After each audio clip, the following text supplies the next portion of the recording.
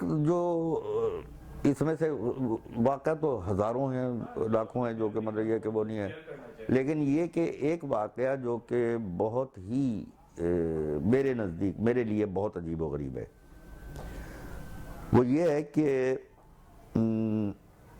یہ بات ہے 96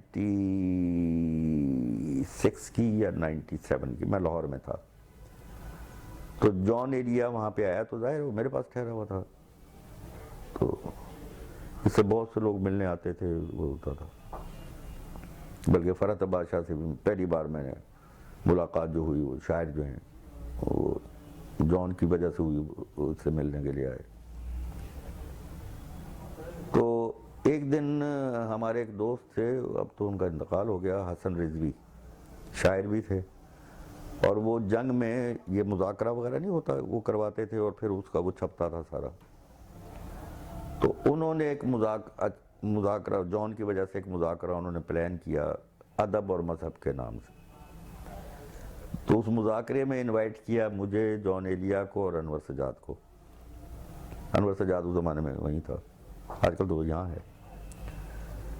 تو اور مذہب کے حوالے سے اس نے انوائٹ کیا یہ اپنا کیا نام ہے یار، جمعیت علماء اسلام کے جو وہ ہیں مولانا فضل الرحمان۔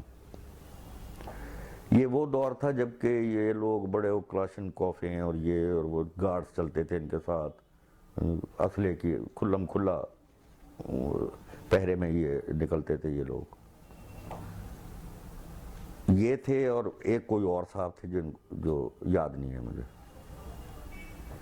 اینی تو وہ ہم لوگ چلے گئے، تو وہ ابھی ہال میں نا وہ مائک وائک کو درست کر رہے تھے، ان کی کچھ ساؤنڈ کا پرابلم تھا، یہ کیا تھا، تو حسن رضوی نے کہا کہ ہم لوگ سٹیج پہ بیٹھے ہوئے تھے، تو حسن رضوی نے کہا کہ آپ لوگ اتنے ذرا باتیں کریں تو ہم ذرا یہ ٹھیک کر لیں اس کو، سسٹم کو۔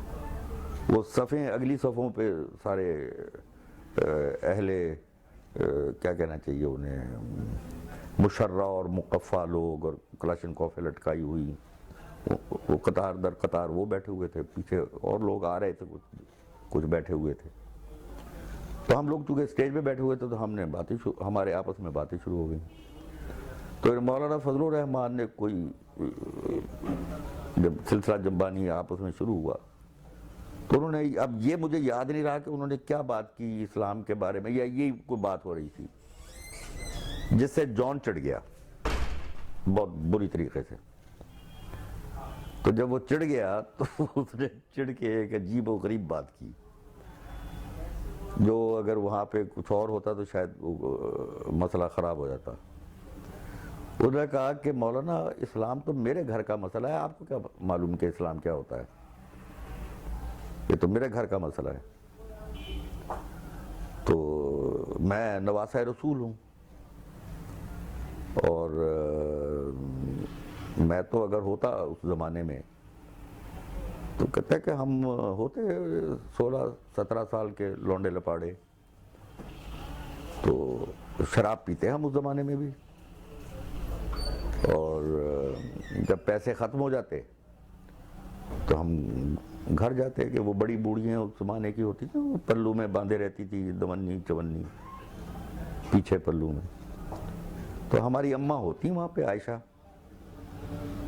تو ہم چپکے سے جا کے وہ پیچھے سے وہ دونی چونی کھولتے اور جا کے ان کے ہم شراب پیتے۔ اگر فرض کرو معلوم بھی ہو جاتا، یہ اب یہ وہ کہہ رہے ہیں مولانا فضل الرحمان کو، تو کہا کہ اگر معلوم بھی ہو جاتا تو کیا ہوتا، جوتے مارتے نا ہمیں، جوتے پڑتے ہمیں، کہ اماں تھی ہماری، ہم جوتے کھا لیتے، لیکن آپ کو یہ اجازت نہیں تھی کہ آپ اس گھر میں داخل بھی ہو سکیں، تو آپ کس اسلام کی آپ بات کر رہے ہیں، عربی آپ کو نہیں آتی وغیرہ یہ تو اس کی بہت بڑی پڑھائی تھی نا۔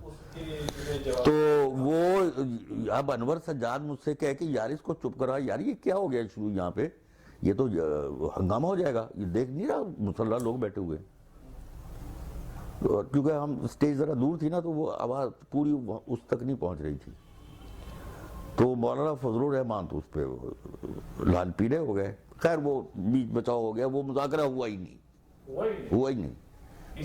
اسی وجہ سے وہ چونکہ حسن رضوی ڈر گیا نا, انہوں نے کہا کہ یہ اس کی تو زبان کو کوئی لگام ہے نہیں, لگام تو ہم میں سے کسی کی بھی زبان کو نہیں ہے, اللہ کا شکر ہے کہ مطلب یہ کہ جو بات کہنی ہے وہ کہہ دینی ہے. تو اس نے کہا کہ یہ تو پتہ نہیں کیا کرے گا, جب یہ آپس میں یہ یہاں بیٹھے بیٹھے یہ ہو گیا ہے. تو اس نے بہانے سے نا وہ پروگرام ہی کینسل کر دیا. اینی وے اس کے بعد میں نے, میرے چچا, ایک ہی چچا تھے, وہ اب تو خیر انتقال ہو گیا ان کا, وہ ماڈل ٹاؤن میں رہتے ہیں لاہور میں ہمیشہ سے. تو میں کہیں ان کے گھر مجھے جانا پڑا, تو وہاں میں نے چچی کو اپنی یہ واقعہ سنایا جان کا. میں کہ یہ ہوا ہے, وہ بھی کوئی مذہب پہ بات ہو رہی تھی, تو اس سلسلے میں وہ بڑی ناراض ہوئی کہ یہ تو وہ گستاخ ہے, آئندہ سے اس کو میرے گھر مت لے کر آ. کیونکہ یہ تو جاتا تھا نا سب کے گھر, اور لاہور میں میرے چچا کے گھر بھی وہیں ٹھہرتے تھے ہم,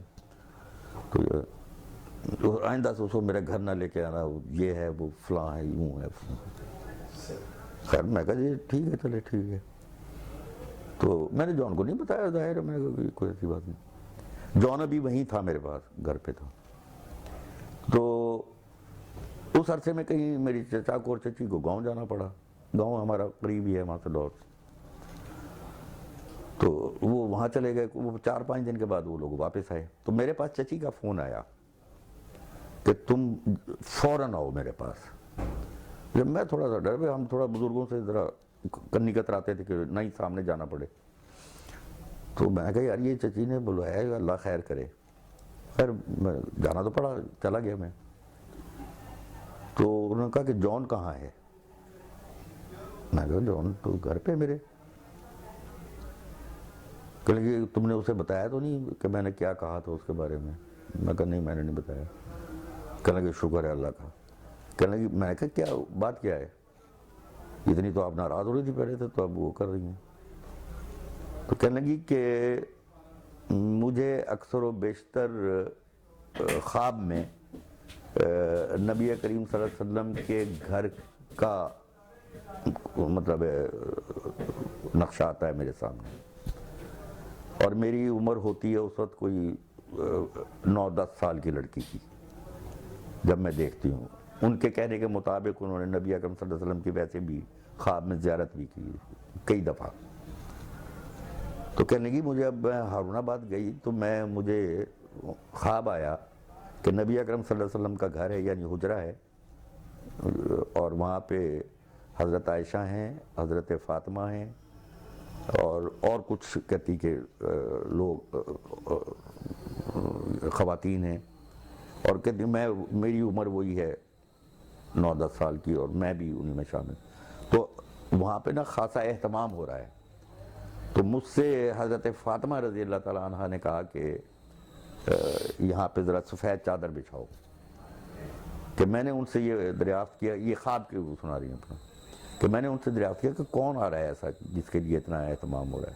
انہوں نے کہا کہ جان آنے والا ہے, جان آ رہا ہے. تو یہ میں سن کے میں تو سٹی گم ہو گئی. خیر یہ بات پھر میں نے جان کو بتائی, تو جان دھاروں دھار رویا ہے, دھاروں دھار رویا ہے. روتا تو خیر ویسے بھی تھا وہ, لیکن یہ کہ وہ تو ہچکیوں کے ساتھ پھر وہ رویا ہے. یہ ایک عجیب و غریب بات